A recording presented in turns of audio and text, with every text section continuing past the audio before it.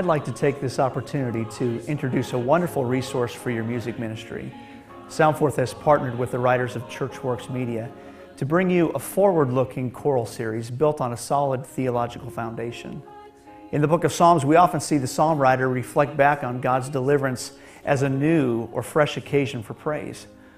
Oftentimes, the deliverance was such an addition to former mercies that an expression of thanks was often appropriate.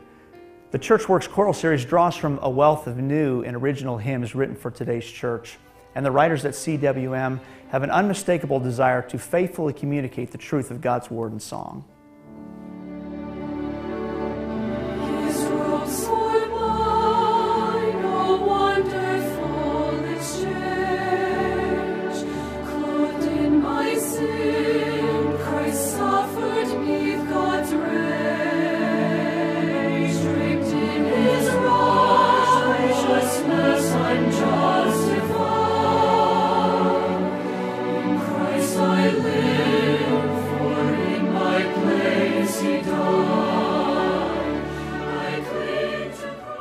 Here is what you will find in the ChurchWorks Choral series.